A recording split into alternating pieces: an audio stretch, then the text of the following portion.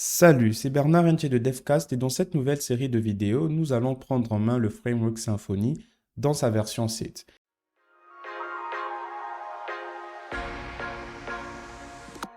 Nous commençons donc par voir comment installer le framework et comprendre la structure d'un projet Symfony.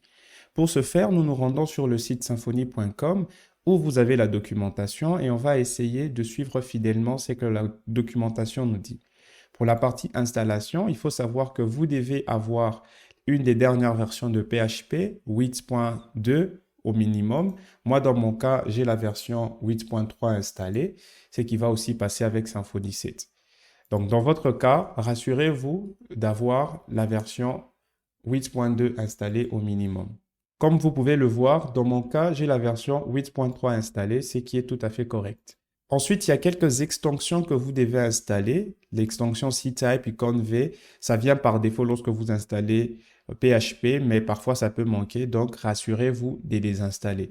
Si vous êtes sur Linux, par exemple, pour installer l'extension simple XML, vous n'avez qu'à taper la commande sudo apt install php- suivi de votre version 8.2-XML.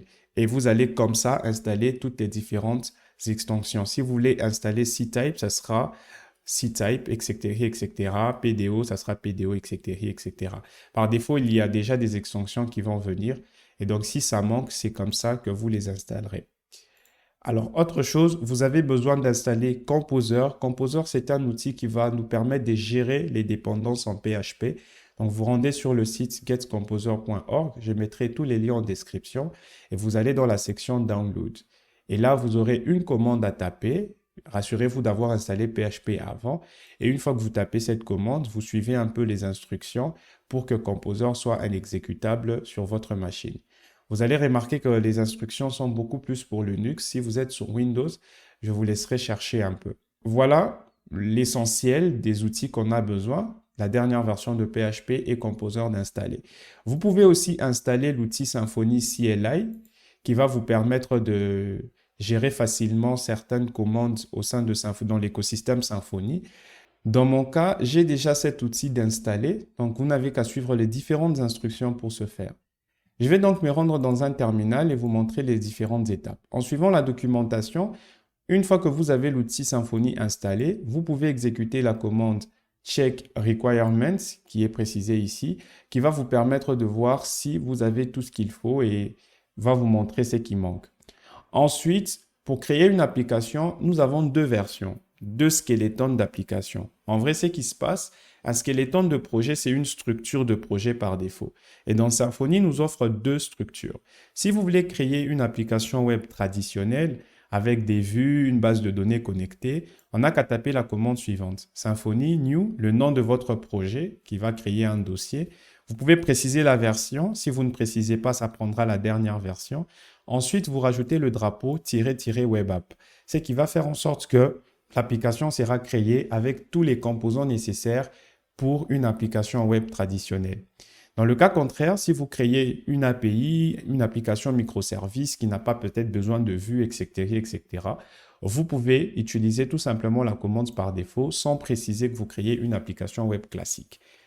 Il faut comprendre que Symfony est un ensemble de composants. Et plus vous avez besoin d'un composant, vous pouvez rajouter ces différents composants dans votre application. Symfony crée la structure de projet avec un outil qui s'appelle Flex que nous allons voir dans la prochaine vidéo. Pour l'instant, moi, j'ai créé ici deux applications, une application traditionnelle, une application web traditionnelle et une application avec le skeleton par défaut. Et nous allons voir à quoi ressemble la structure de ces deux projets. Dans l'application traditionnelle, vous verrez qu'il y a moins de dossiers. Nous avons le dossier bin qui va contenir tout ce qui est binaire, généralement la console de Symfony qui va nous permettre d'exécuter certaines commandes comme créer des contrôleurs, créer des entités, supprimer le cache, etc., etc. Parfois, si on a PHP Unit d'installer, ça sera aussi dans ce dossier binaire. Toute la configuration du projet va se trouver dans le dossier config et vous avez quelques dossiers à l'intérieur. Vous avez le dossier packages qui va reprendre les configurations des différents bundles qu'on va installer dans notre projet. C'est quoi un bundle? Voyez ça comme une librairie qui est adaptée au contexte de Symfony. Une librairie qui va fonctionner de pair avec l'architecture framework de Symfony. Et vous pouvez voir ici qu'on a 3 bundles installés et qui viennent proposer des configurations pour ces différents bundles que nous allons voir après. Vous avez routes. Le dossier routes ici va contenir les différents routes que certains bundles peuvent apporter.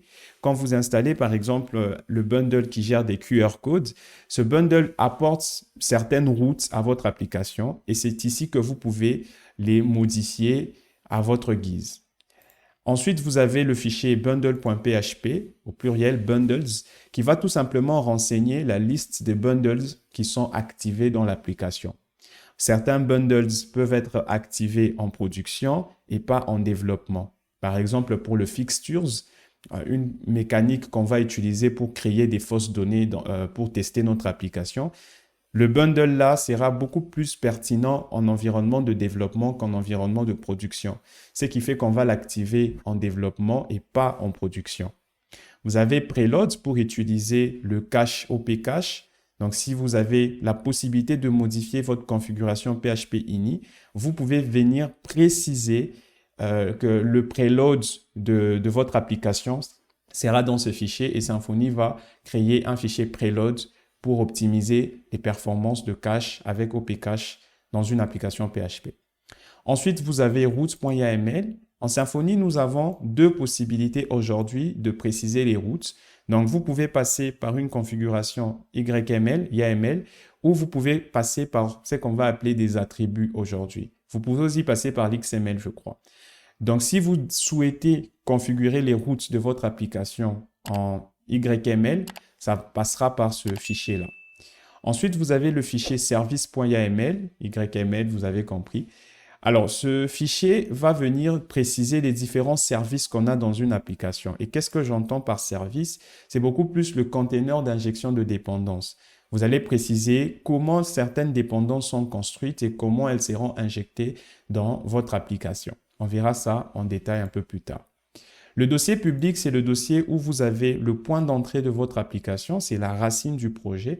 C'est-à-dire que lorsque vous allez configurer votre serveur web Nginx ou Apache, vous allez pointer vers ces dossiers publics. Ensuite, nous avons le dossier SRC où nous allons mettre notre code source proprement dit, c'est-à-dire nos contrôleurs, tout ce qui est métier. Et vous avez kernel qui va initialiser une application. En fait, ce qui se passe, c'est que lorsque vous lancez l'application, l'application crée un nouveau kernel à ce niveau-là. Et ce kernel-là, c'est celui qui sera utilisé à ce niveau-là. Donc, si vous avez des initialisations un peu plus particulières à faire, vous pouvez le faire ici. Mais on verra ça un peu plus tard. Et la partie contrôleur et les différents dossiers qu'on va créer dans le dossier SRC sera notre code applicatif. Vous avez le dossier var qui va contenir les logs et les caches, déjà qui ne sera pas versionné. Et vous avez le dossier vendor qui contient tout ce qui est dépendance composer. Vous avez le fichier .inf qui va reprendre les différentes variables d'environnement. C'est quoi une variable d'environnement? Supposez que vous avez votre application en local sur votre PC et vous souhaitez connecter une base de données. Vous allez très vite vous rendre compte que la base de données que vous allez connecter sur votre PC ne sera pas la même que vous allez connecter, par exemple, en environnement de production. Sauf que s'il faut changer les paramètres de connexion à la base de données dans le code source, ça vous obligerait de modifier votre code source à chaque fois que vous déployez votre application dans un environnement particulier. Donc, pour éviter ça, on peut utiliser des variables qui vont changer en fonction de l'environnement. Ce qui va peut-être nous permettre de connecter une base de données à notre application sans forcément modifier le code source lorsqu'on déploie dans un environnement différent. Et il y a plusieurs usages et vous allez voir, on peut aussi stocker des identifiants comme les clés d'API, etc., etc. Ensuite, Git ignore, c'est tout ce qui n'est pas versionné. Composer, c'est la structure de notre projet, etc., etc. Donc voilà pour une application classique où il n'y a pas de base de données, il n'y a pas de vue en Symfony. Pour ce qui concerne une application web comme telle, vous allez déjà remarquer que nous avons un dossier assets et dans ces dossiers, nous aurons tout ce qui est CSS et JavaScript. Symfony aujourd'hui utilise un système de contrôleur avec le framework Stimulus que nous allons aussi voir.